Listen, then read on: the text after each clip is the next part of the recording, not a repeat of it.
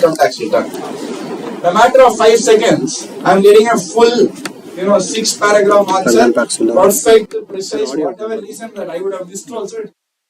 And straight away I thought, Sirifa, what is revenue, Gali? So what I would have normally got as a compensation from these magazines is gone.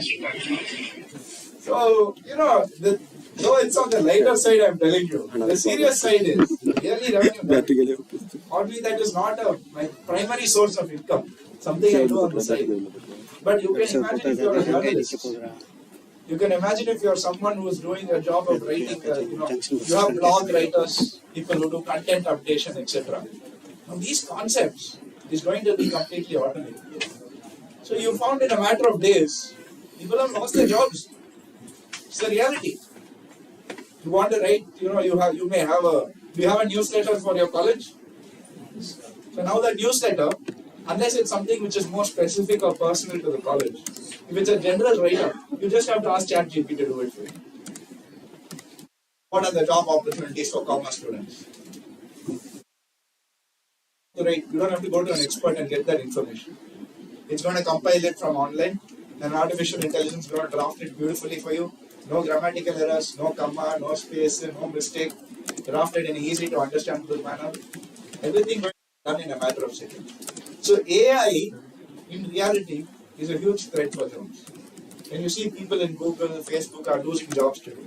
In fact, today you may have seen McKinsey, which is one of the biggest employers. I know they come to Loyola also. I have a lot of juniors from Loyola who joined McKinsey. And it's flashing 2,000 jobs globally. Most of those jobs will be in India because we do a lot of back-end support from India in Chennai. Raheja Towers used to be there, I think now they shifted. But we used to do a lot of back-end support, global support. 2,000 jobs going to go. Majority of the jobs will be here. So you are seeing the impact of AI right before your eyes. So what does this have to do with the budget?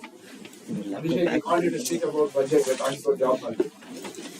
So why is it the budget? One of the most important announcements made, and I must commend the Honorable Prime Minister and the Honorable Finance Minister, that they have taken the developments, what is happening globally. They are not sitting, they are not keeping their head under the sand. They are realizing that there is a real issue here. And a big issue in India is, as rightly pointed out by the unemployment. Unemployment is a big thing. So we have to see how to gear people up. So a huge allocation is now going into artificial intelligence.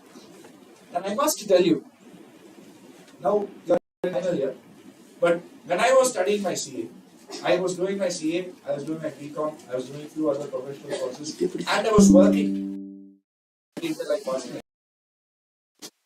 I had the time to do that. Which means if you're just doing your day college or evening college, whatever you have enough time to do other things. Try to gear up. Earlier, when we had campus, when we used to meet the prospective employers, we used to ask questions. What is the role? What opportunities I will get? When I will get promotion? Now, it's an employer's market. It's no longer an employee market. So when you are going for your interview, you cannot be asking the questions. But instead, you should be able to tell them how you will support them. Sir, I know how to develop a website. I know coding. I know artificial intelligence. I know how to link the blockchain and finance. I know that this is the future. If you are able to add value, you are not only adding value to the employer, you are adding value to yourself. So the biggest thing I would suggest all of you, I'm very happy that you are a great charity, because you need to know what is the threat. You need to know what is the risk. You need to know what are the upcoming areas. And we used to study, like in my school, especially PSBB, huge thing, commerce or science. Commerce student or science student. They told me, Kandipa science seat kadayadu. And in science interest in madam, I want to do commerce only. Then they called my parents, they said, you will not get into science. I said, I'm telling that I'm interested in commerce. Why you have to call them and tell you will not get science? You can just be silent. No. So my school, one big thing was always commerce, science. Science was always A grade, commerce was B grade. But now, what you saw, in between, last 15-20 years, commerce became A grade. Because engineers became unemployable, and many of the persons who completed engineering, who pursued science courses, started doing MBA. And but there will be background will be science. This was the reality then. Now what is the reality?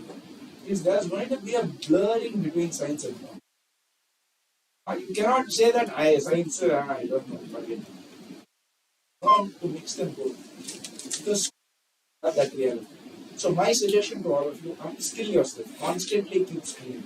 You know, really, somebody is asking me, sir, how you have so many qualifications, sir? I genuinely, I keep studying. Even now I'm studying, so of course. I don't think there's ever an end to learning. Cliche line. All these are lines. But actually what I'm learning is all true. And if you don't do it, it's as simple as that. I tell you, as simple as that. If you don't do it, somebody else is going to do it and they are going to jump above you. Think of assuming you are going to get into a pyramid-like structure. Right now you are at the bottom of the pyramid. Wide opportunities, ample space. As you keep progressing in life, it gets narrower like the top of the pyramid. So what is going to happen? You had 100 people at the base. You have place only for 98 at the next level. Then it becomes 90. Then it becomes 75. Then it becomes 60. So you need to upskill yourself because somebody is going to fall off. From that 100, if it's becoming 75, that means 25 people are not progressing or they're falling off the grid. Learn to keep upskilling yourself. And the budget has focused heavily on that. They are focused on youth empowerment. They are focused on artificial intelligence. They are focused on upskilling. And I think these are interesting takeaways. Because when the government announces in a budget such a large investment in these things, that's not going to impact you in the next 1 year. It will benefit somebody else in the next 6 years. But that also means you are at risk. So please ensure that you upskill yourself. So this is a very good development as far as the budget is concerned. At a macro level, they've identified the issues, they're addressing it. At a micro level, you need to upskill yourself. The next thing, as I always told you, your macro benefits something which are felt over a period of time. Important part of the budget is usually the part B, which is your direct and indirect. Your direct and indirect taxes hit each and every pocket, each and every one of you. If the taxes change from 18% to 12%, straight away 6% extra money I have in my pocket. Drawbacks in GST. Can you tell me this? If Ambani buys, let's say this pen, Ambani buys this pen, and I buy this pen, are we paying the same GST or are we paying different GST? How many is saying different?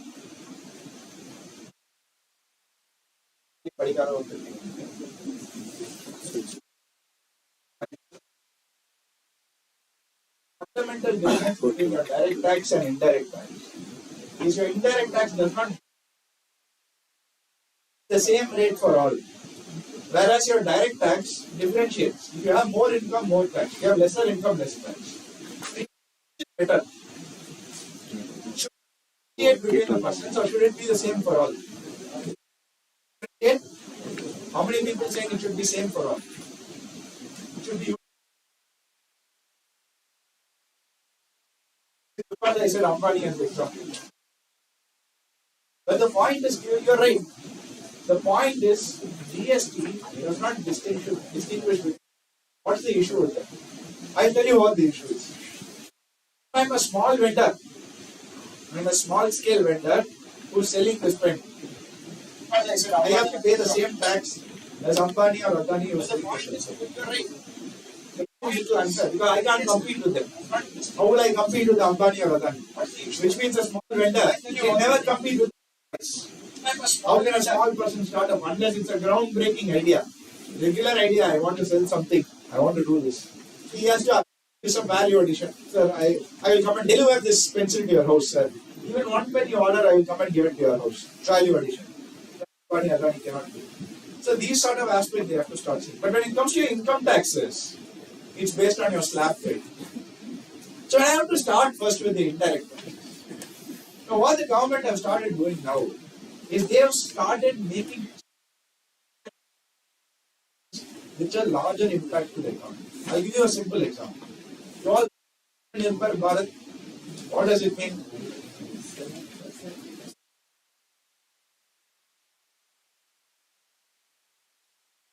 What does Atmanirbhar Bharat mean? Self-reliant India. That's what they are saying. We will be reliant on ourselves. We will be Atmanirbhar Bharat, our self-reliance. So this Atmanirbhar Bharat was announced again 2 years back. And what is the meaning of this? China is one of the world's biggest markets today. They are the world's biggest suppliers. Even India, after all the efforts, we still buy so much raw material from China. We buy chemicals, we buy electronics, we buy chips. How many of you know the chip shortage? You are all facing that. Everything from the car to even mobile phone. Semiconductor chips. And it's almost entirely made in China. It's a global hub. India are trying to become the hub. So we have announced a lot of investment in the semiconductor, etc. I ordered a PlayStation 5. For years I've been waiting.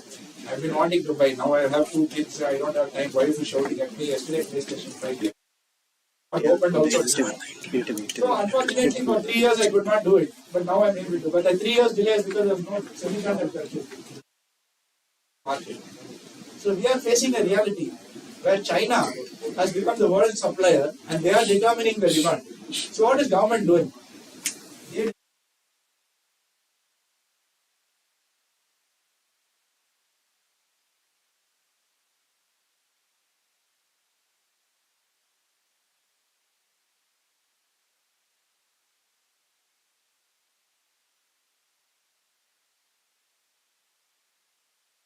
That's okay. But what I was trying to say is that as you can see on the screen, the government have increased the customs duties on things which are largely imported from China. What's largely imported? You can see mobiles, cameras, television, chimneys. All of these are normally imported from China, the chips and various products. So what they are doing, they are making it expensive to import and making it less expensive. Customs duties go up. Customs duties go up. And in the process, people feel, why I should buy it there? I'll buy it here. It's cheaper to bake here. If I have to buy it, then I have to spend so much more money. So indirectly, when they're increasing the customs duty on products, you are having a larger impact. Oh, let's make it in India. How many of you know Apple have a factory in India now?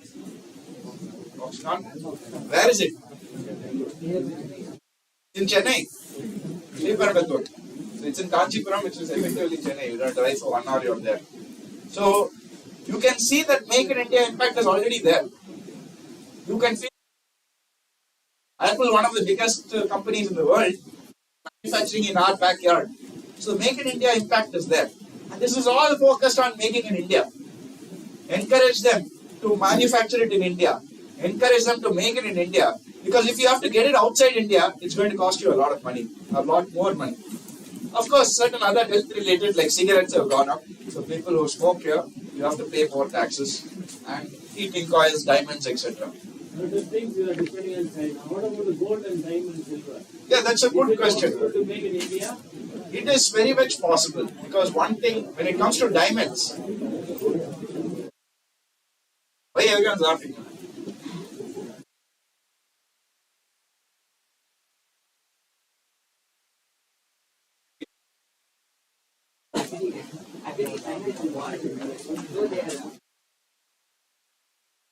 Okay, we'll take this at the end. I think I understood your question, but I don't want to distract from this slide.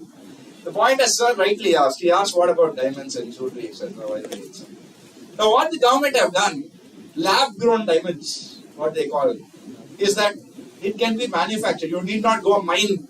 You have to go in a cave mine, try to find the diamond, what is the size, real diamond or not, and cut it, see it, do the lot of cleaning, ensure that the carats are maintained, all that efforts are there. So diamonds obviously are limited, right? Because you have to go and mine it, you have to find it and you have to do it. So they came up with lab grown. So they decided to make it in lab. And really speaking today, and I have seen this because I have worked with a few of jewelers, etc. So some of my clients are there who are engaged in this field. And what they do is that when you have a real diamond and a lab grown diamond next to each other, you can't tell the difference. You really cannot tell the difference. And lab-grown diamonds are available at a fraction of the cost. Fraction of the cost, 1/4 or 1/3 or sometimes 1/10. depending on the nature that you are getting, and you still cannot tell the difference between the two. So the government is heavily investing on lab-grown diamonds. So they are focusing on bringing this to India, making this a big market, because they see in the future more than getting real diamonds, checking whether it's a blood diamond or not, whether it's really people are being used, slaves are being used, whether children are being used to do some activities when it comes to the diamonds. So in order to avoid all that, just go for lab diamonds. I think there's a big market there. So India is focusing heavily. In fact, IIT Chennai has been identified as one of the training institutes for this. So they are investing huge amount in trying to promote lab-grown diamonds over here. Of course, many other products, I'm not going to focus on this because this is all very generic stuff. But ultimately, we have to ask the questions, what we expected from this budget. What did you expect as maybe as a student? What did you expect from this budget? Something? Lower rates,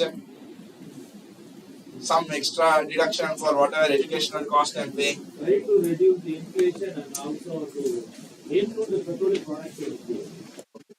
That's something we've been asking for a very long time, which has not come. And this time also it's not come. So of course, going into this budget, we had a lot of expectations. Majorly the inflation was a big thing. So we are hoping that something will come in the effect of addressing the inflation. But really speaking, one very interesting development that happened is the direct tax collection was very, very high. Government have taken a lot of efforts in bringing more people into the income tax net. So direct tax collection is at one of the highest it's ever been in India's history. Maximum number of people are filing returns, maximum number of taxes are being paid, regularly taxes are being paid. So the highest collection ever in the history. So naturally we thought that going into the budget, you will find a lot more benefit there when it comes to the taxpayers, especially salaried persons. So salaried persons had heavy expectations going into this budget. So ultimately the question can be asked, what is the benefit that has come for a salaried person? So the first is the changes in your slab rates. This is going to impact your exams also. So how many, do you know there is an old regime and new regime in income tax? Yeah. So you have, in order to simplify the income tax, we now in India, we have two regimes, very simple. Earlier one regime, then now two regimes, apparently that is simpler. Okay, fine. More work for us. So, this old regime is the same regime you would have studied. You would all heard ATC, Chapter 6A deduction, interest under Section 24, housing loan, standard deduction, HRA, LTA, some 1,000 clauses you have to remember. If you get one thing wrong, then full sum they will put wrong for you. So all of this you would have experienced. All of this is there in the old regime. Nobody wants to remember that. You would prefer not to remember all of that, no? HRA or city, if it is Chennai means 50% there, if it is Trichy means 40% only there. All this you have to remember, no? 880 means whether senior citizen or not, 50,000, 25,000, so many aspects are there. So ideally nobody wants to remember all of this. So in order to help students like you, when your regime came, you don't have to remember, everything is simple, no deduction is there, no benefit is there. So all of this you can do the new tax regime. So interestingly, there was a new regime and old regime. Old regime you have all this HRA, LTA, etc. But as a student you don't want to remember. But let us assume you are an employee, you are a person who is working. You are going to have rental expenditure? Yes? Whether tax benefit is there or not, you will be incurring rental expenditure either for yourself or for your family. Yes? Whether you are getting a tax deduction or not, you will take a health insurance. Cost of insurance is so high today, especially after COVID. Rather I take a health insurance so that I don't have to pay, through my nose. So I will definitely take health insurance. Similarly, maybe you are too young to relate to this, but when you have a family, or you are a breadwinner, sole breadwinner of the family, if something happens to you, the income of the entire family gets cut. So what you will do? You will take a premium, life insurance premium. So that something happens to me, my family has to be protected. So I will take insurance. So whether I get a tax break or not, whether I am getting a tax deduction, I will definitely put a life insurance. So these are the those that a person has. So now, if you are going to have all of these outflows, would you rather at least get a tax break? Yes, some 20% I will get back taxes, I will save if I incur this. So if I am having 1 lakh as rent I am paying, then 20% tax at least will get reduced for me. So I will have to pay only net 80,000, 20,000 I will get in my hand. Then 20,000 I can do something with it. You would prefer that, no? So now the government came out with a new tax regime 2 years back. The new tax regime said no benefit. HRA if you pay, it's your HRA. LTA you pay, that is your LTA. ATC you want to take life insurance premium, mediclaim, that's all for you. But what is ultimately what are they giving by removing all of this? They are saying we'll give you a lower tax rate. You do what you want. We don't want to tell you, you have to put into this. We don't want to tell you take a life insurance premium. Because some of you might say, no, I'm 20 years old, I'm 21 years old. Why I should take medical premium? My health is fine. Nothing is going to happen to me. I'm not going to spend and get a health insurance scheme. I'll wait for 5 years. Why I should take a life insurance? I don't have a family. I don't have children. Nobody is depending on me. So I should take a life insurance premium. You are saying I'll get a lower tax rate only if I put in all of this. I don't want to put in this. So for you, this new regime will be very attractive. Because what they are saying, you buy a car.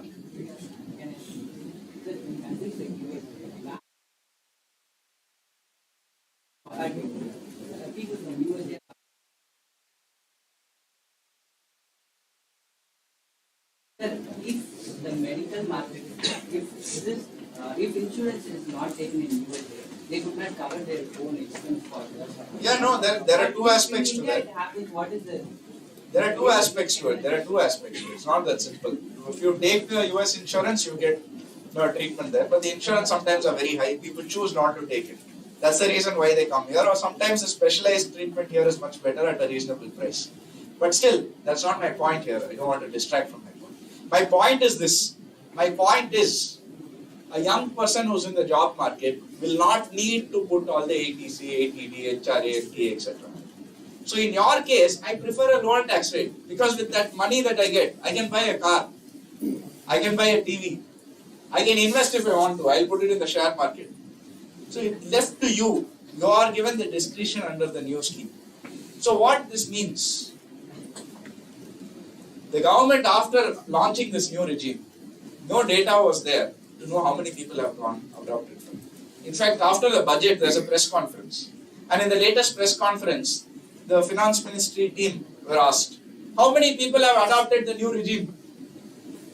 The person said, around 49% have adopted the new regime. The journalist said, really, 49%? He said, yes, for companies. He said, no, you're not asking for companies.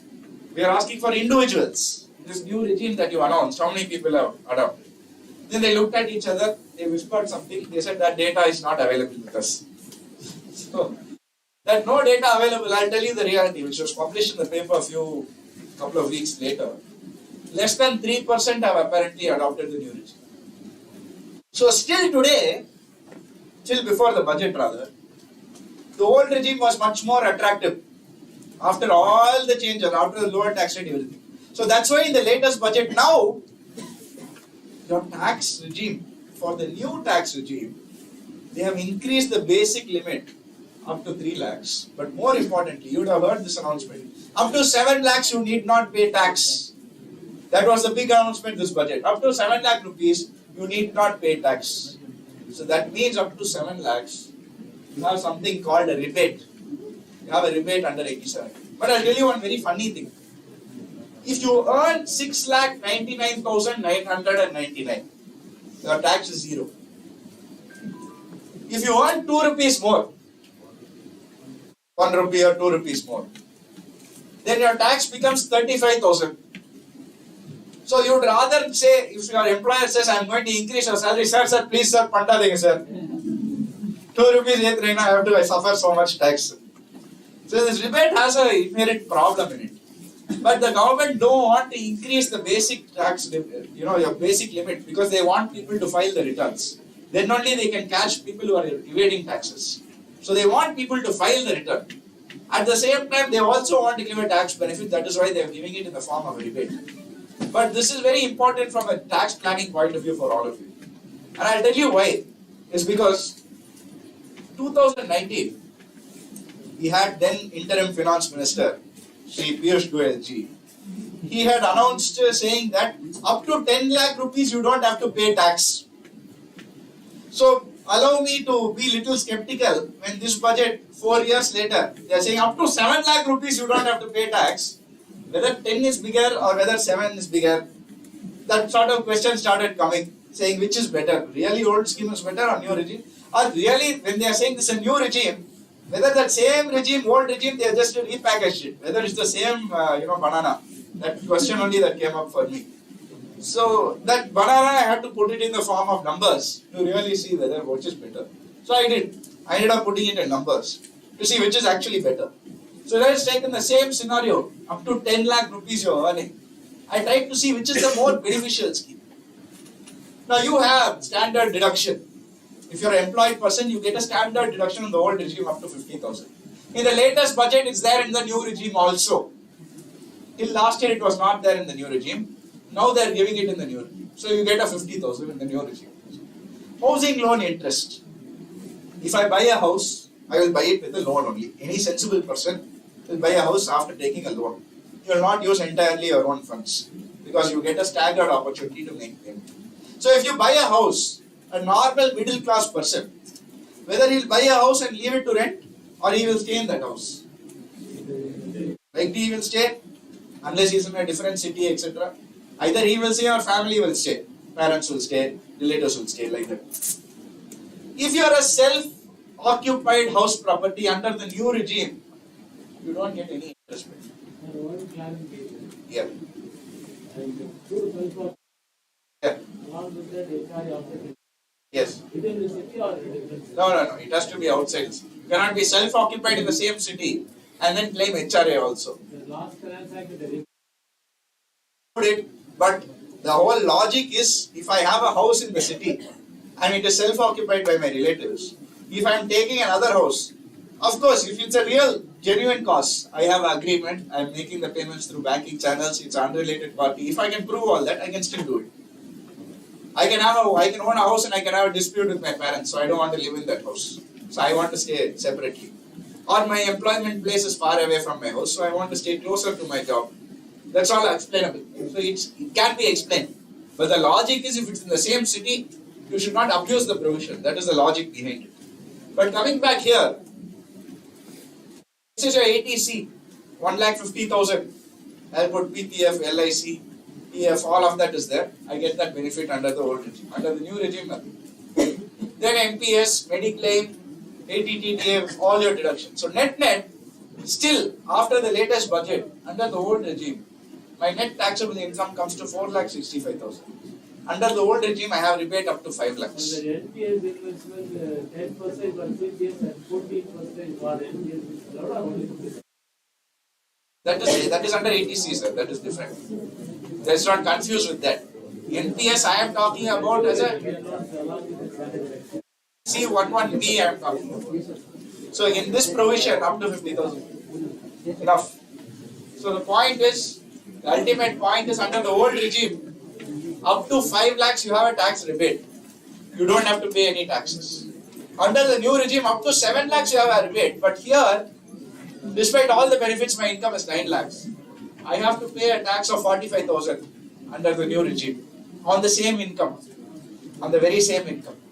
So ultimately, you may ask the question, which is better? Whether old regime is better or new regime is better? Old regime, based on that table, you are telling no. But you have to see every case. Every case you have to evaluate. The reason why it's important, each and every one of you, I'll tell you here. My main focus in today's presentation is only this, because that's what is going to impact most of you, and that's what all of you are going to face. When you join your job, your employer will ask you to give a statement at the start of the year, whether you are opting new regime or old regime. You have to give a statement. End of the year, I can do all this calculation. This you invested, that you invested. But at the start of the year, you have to preempt and say. Which means you have to plan correctly. You have to work out. You have to go to a professional or you have to calculate it yourself. Which is a better scheme for me? Is it the old regime or is it the new regime? And you have to give a declaration to your employer because he will deduct a tax. Monthly on your salary, he will deduct a TDS. that TDS will be based on what you are choosing, old regime or new regime. So ensure that you plan properly. It's a very, very important aspect because in a matter of 6 months you'll be graduating.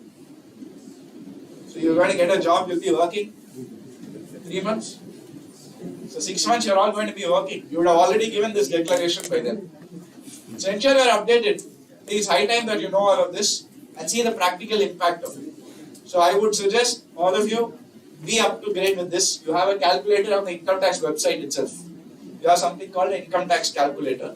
You can put whatever your incomes are and calculate and see. Or even better, you go to a professional and you get their advice. How you should adopt it, how you should plan. And plan for the next few years. I'm skipping because most of this will not impact all of you. This is an important one, not because it's important, you will understand a great deal of it, but you need to know what is this provision. You see, under the Income Tax Act, if I'm having sales of 100 rupees, purchase of 60 rupees, my tax is on the profit of 40 rupees. Now what this reminds me of this provision, I'll tell you. Two students are there. They are working in one office, Ajay and Vijay. One phone call comes. Ajay lifts the phone. Hello, is Vijay there? Yes, Vijay is there. Please tell Vijay that his cat fell from the roof and died. So he says, Vijay, your cat died. Vijay gets sad, he starts crying and goes off home. Then the boss is watching. He says, come here, Ajay. And now I'm observing what is happening. This is not how you should deal with the situation. I'll teach you some principles. Okay, sir. First, when you get a call, you should say, Vijay, we got a call from your house. Your cat is playing on the roof. The cat is playing on the roof. Then after 20 minutes, you should say, Vijay, your cat is playing on the edge of the roof. Then again after 20 minutes, you say, Vijay, it seems your cat fell from the roof. They are rushing it to the hospital now. Then finally, after 1 hour, you tell him, I'm so sorry, Vijay, your cat died. So by that time, he'll be ready to take the bad news. You understand? Yes, sir, I understand. Next day, same office phone call will come. Same Ajay only will answer the phone. He'll lift the phone. He'll look completely shocked. He'll keep the phone down. Boss, he'll be watching. What happened? Sir, I cannot tell you. No, who called, ma? Sir, I cannot tell you, sir. No, is it a client? No, sir, I can't tell you. No, who called you? Why you were looking so shocked? No, sir, I cannot tell you. Listen, I am your boss. You have to tell me. Sir, I cannot tell, sir. So then finally he said, listen, if you don't tell me, I'll remove you from the job. Sir, what, sir? No, you apply all the principles I have taught you in life. You tell me. Okay, sir. Now tell me, who called? Sir, we got a call from your house. It seems your mother is playing on the roof, sir. that same sort of mugging mentality, you know, a lot of people have. It's not restricted here. There's a story that the Japanese Prime Minister was visiting Obama. He is not very fluent in English. So he had a translator who was helping him on the flight. So the translator said, he'll ask, hello, how are you? You should say, hello, how are you? And then he'll say, I'm fine, thank you, how about you? You should say, yes, me too. So he'll be practicing full flight. Hello, how are you? Hello, how are you? Hello, how are you? Then finally he'll land, and then Barack Obama and his wife, Michelle Obama, will be there to receive him. And then he gets down from the flight. And instead of saying, hello, how are you? He says, hello, who are you? He says, hello, who are you? So you all know Obama is a very witty person, very smart. So apparently he thought the Prime Minister was joking with him. And he said, hello, who are you? He said, I am Michelle Obama's husband. And then the Prime Minister mocked him. So he said, oh yes, me too. Sometimes that mugging cross, especially from a PSBB product, you can tell that it's the truth. The fact of the matter is, sometimes when it comes to your income tax provisions, you have certain amendments which are produced like this. This amendment is like that. Intention of this amendment is very positive, very good intention. But when it is ultimately implemented, it has a big impact. I told you, if you are making sales 100 rupees, purchases 60 rupees, expenses 60 rupees, 40 rupees your profit only you pay tax. But there are certain provisions saying, suppose I am not paying tax on time. I have to pay GST. I am not paying GST on time. Then I cannot claim that as an expense. Only when I pay it, I can claim as an expense. Similar to that, they brought one provision. Now, government want to support MSMEs. And you all know MSME are not getting paid on time. It's a big problem today. MSMEs don't get paid on time. So government are saying now, if you are a MSME, if I am buying something from a MSME or I am incurring an expense with the MSME, then I have to make that payment within 45 days. If I don't make that payment within 45 days, I cannot claim it as an expense. So imagine this. You are a MSME. I buy it from you. 45th day happens to be Sunday.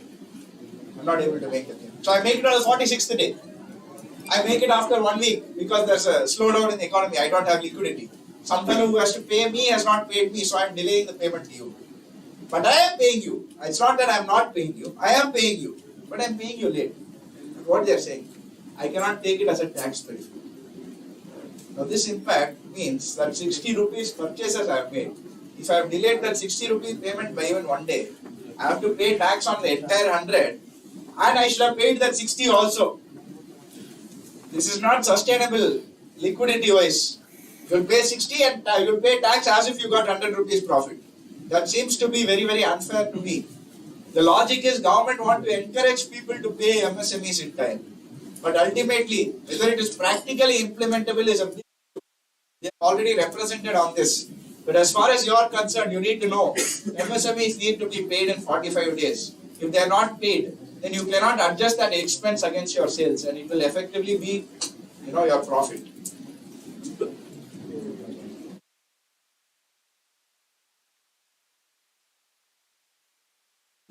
Okay, now when it comes to capital gains, this is the last major amendment. After this we can have questions. So the last major amendment is capital gains. Very, very complex, no? You have all studied capital gains. Long-term capital gains, short-term capital gains, 15% tax, 10%, in some case slab rate tax. Then if it is shares means 1 lakh exemption, after 1 lakh taxable at 10%. So many difficult rates you have to remember, no? So like this even we have to remember. So we also made a petition saying you have to simplify it. It's too complex. There are so many slabs, there are so many tax rates, so many structures, so many different assets. So you have to simplify the tax rates. More than 10 crores. More than 10 crores. So now, like sir rightly said, this is when I'm up, sir is spoiling that build up before I come there. So, the point is, nobody asked for one amendment which has come here. So when we are all asking for various tax benefits, one unnecessary amendment has come. Now, suppose I am selling a property. You all heard of exemption under 54? 54F. Suppose I buy, if I am selling a residential house and I am buying a residential house, the entire capital gains is tax free. Like that we have. People who are saying yes, they don't know. No, when I am telling this provision, they are all very confused. The point here, what amendment they have made?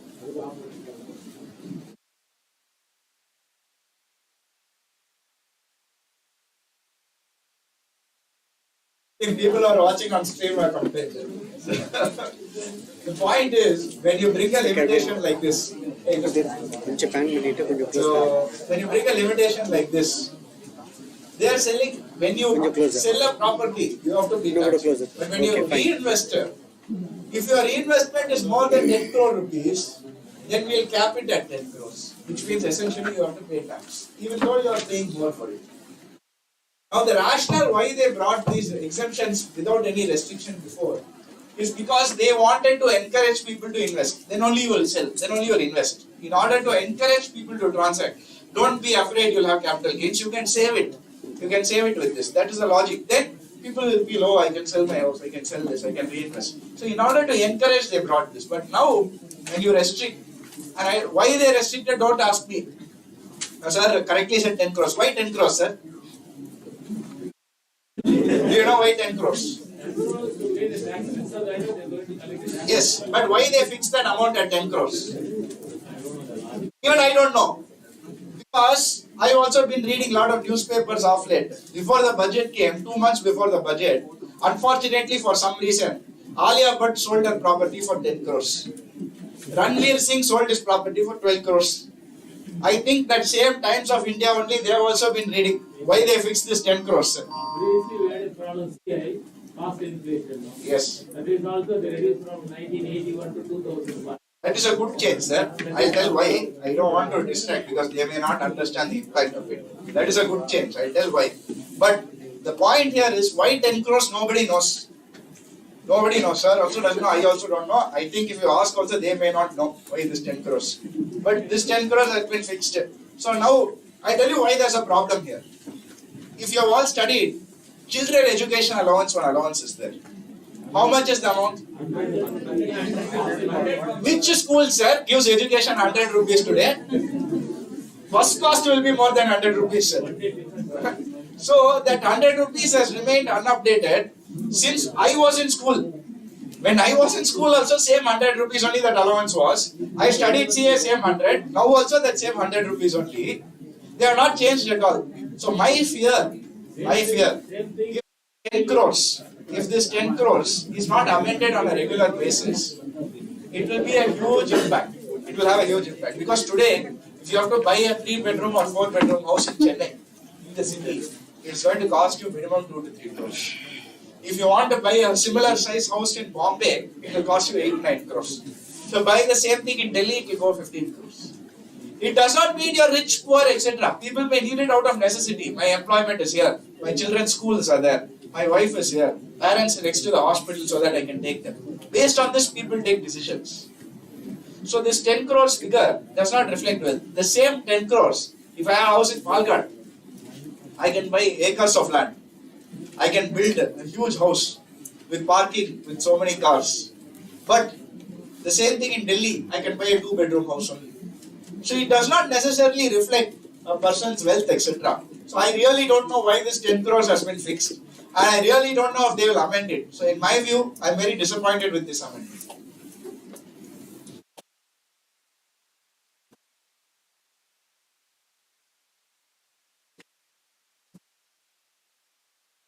So finally, there are much more. There are many more amendments. But I must realistically say that ultimately, my point is, you have to keep updated. The changes when it comes to your tax moves very fast. You have to stay updated. There's a Japanese fellow who had come to India for some business. He was in Chennai. He booked a Ola to go to the airport. As usual, Ola cancelled. Then he booked a Uber. Uber also cancelled. So what he did finally, he got into an auto. So he said, go to the airport. So they are going to the airport. And he said, what man, you are going so slow? Look at that car over there. Honda, made in Japan. Very fast, very fast. The auto fellow was keeping the cool. After some time he said, what man, you are going so slow? Look at that car over there. Mitsubishi, made in Japan. Very fast, very fast. Then the auto fellow was getting irritated. But he decides to keep cool. Then they are getting closer to the airport. See man, flights and all are taking off. I will miss it. You are going so slow. Look at that car over there. Suzuki. Made in Japan. Very fast, very fast. Auto fellow was fully irritated. He does not react. Then finally they get down. And then he asks, sir, how much I should pay? He says, you have to pay 6,000 rupees. He said, how 6,000 rupees? He says, meter made in India. Very fast, very fast. So our income tax provisions are also like this meter only. They keep on changing very fast. And you people have to be updated. So I would suggest, definitely today we covered only some of the important provisions that will impact you. But staying updated, read the papers, ensure that you're updated with the tax laws of whatever employment you are going to. Ensure you read up little bit about the company, little bit about the industry, so that when you go to the interview, you have some backdrop. And finally, most importantly, upskill yourself. Today, even though you are from a very prestigious institution like Loyola, I would say your graduation is not alone adequate. You need to pursue something else also. You need to keep skilling. You have various online courses, offline courses, but keep doing it, keep learning. I think it's a very, very important part of life and very, very important for you to get your first few years in your employment going. And then you'll be set, you'll be on the, on a good space. But thank you very much for inviting me here today and addressing the gathering.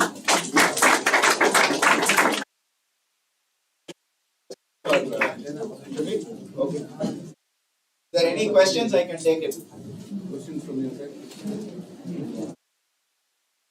Last ask only relevant questions.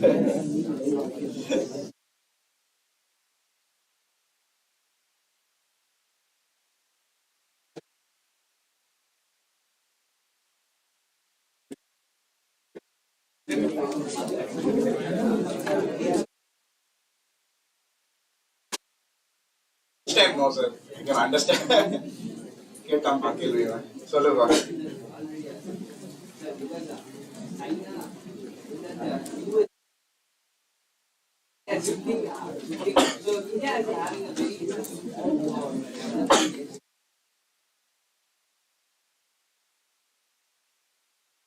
They are no. Yes, I think you're misinformed. India is taking a lot of efforts. Fact is, after COVID happened, I'll tell you one thing very frankly. China's infrastructure is uncomparable. You can't compare it to India. No matter how much ever we love India, patriotism and all. China infrastructure different level. It's not comparable. But the problem is there's not a democracy there. It also means what the government says goes. So if a COVID restriction is announced, nobody can do anything. It doesn't matter. If you are Ambani, Adani, equivalent there, Jack Ma, what happened to him? Something happened, I don't know. Nobody knows what happened. He protested against the government, some issue happened, that's all. I don't know whether he's alive also now. So that's a big issue when it comes to places like China.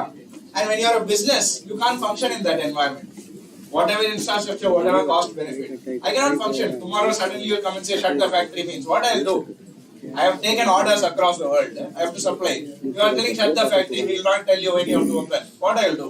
So in these sort of scenarios, having alternative to China today is very important. So India is definitely taking a lot of efforts to do that. I think, as I told you, macroeconomic changes, you can't see it immediately. But one simple example is the Apple factory. Years back, there was no Apple factory. Now India is manufacturing Apple iPhones here. I think that's the biggest example that you can see the efforts taken.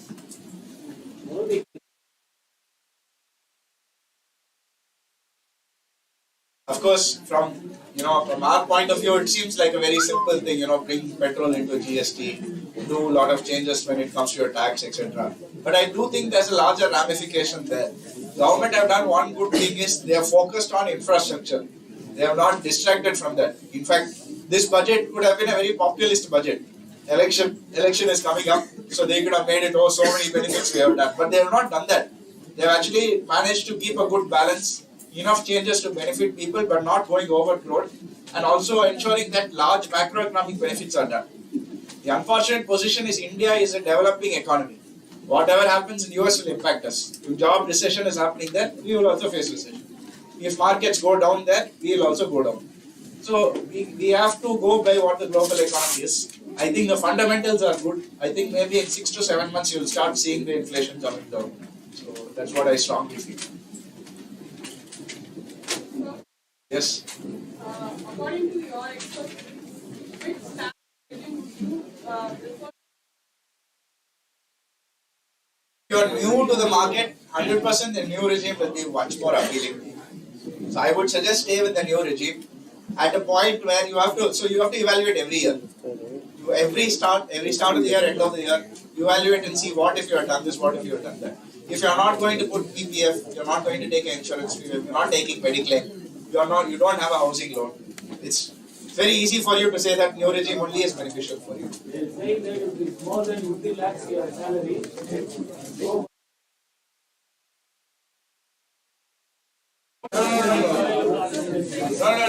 That's not. No. I'll tell you why. No. Sir has a valid point. I'll tell you why. The reason is now there's a very subtle change. I didn't want to cover that because it's too technical. But when you opt for the alternative regime, you have to do it only once in a lifetime if you have any business income. If not, you can do it every year if you're a salaried person. So you have the benefit flexibility to evaluate which is better.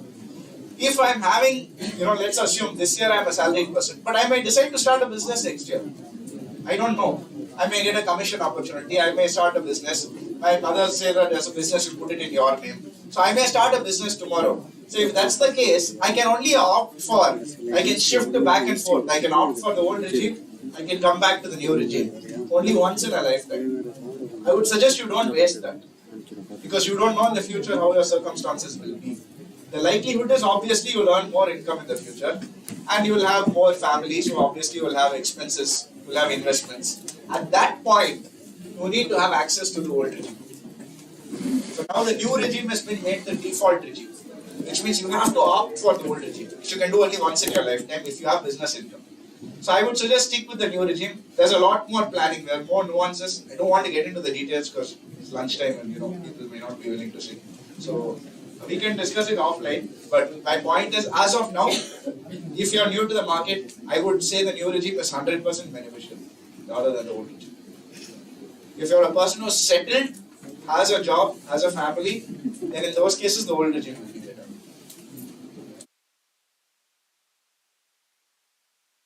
Committed expenses, there's no doubt about it. Old is only better. And then, expenses are allowed, any property balance there online can be impacted. Where did you allow And they should, that, in lieu of that only they are given standard deduction, but they should increase it. It's too less. It's too less. Yes. Firms that they give the income to partners, they don't. They give the income to the shareholders. Dividend.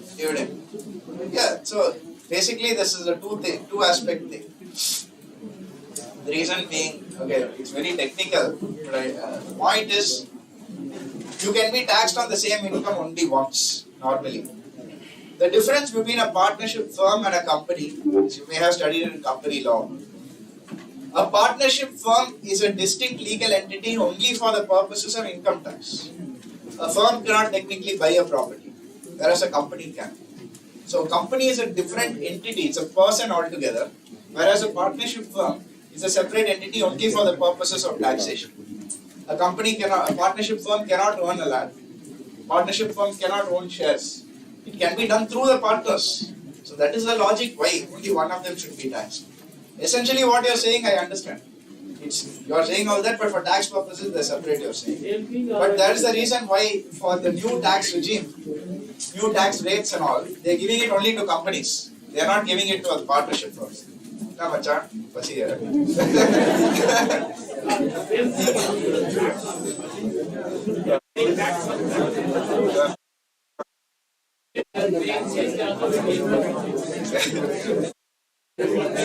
Yeah. I agree. That's why I feel GST rates have to be more rationalized. comes around 50%.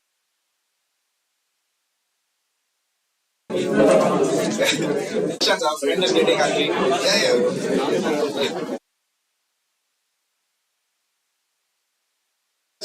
So, what should I say? Okay. Any questions from the camera? The viewers who are watching offline, they are already broken for lunch, I think, sir. If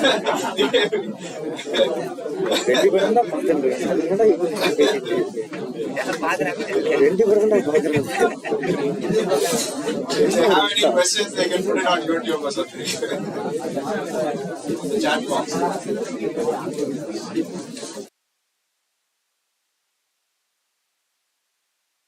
So thank you very much. Thank you, viewers. I think everyone here is really happy that we can ask questions.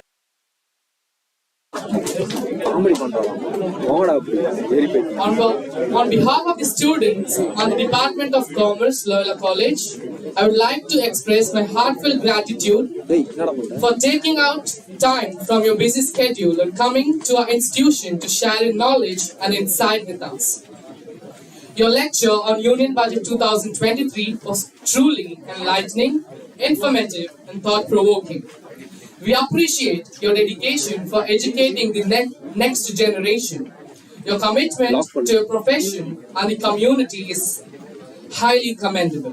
I thank our beloved HOD of Commerce, Dr. A. Marquez, and Dr. J. Justin Larva, Organizing Secretary, for initiating such an incredible learning session. Thank you.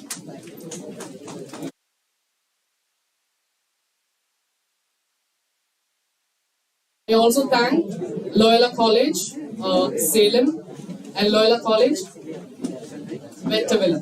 Thank you. Who are here present through online mode.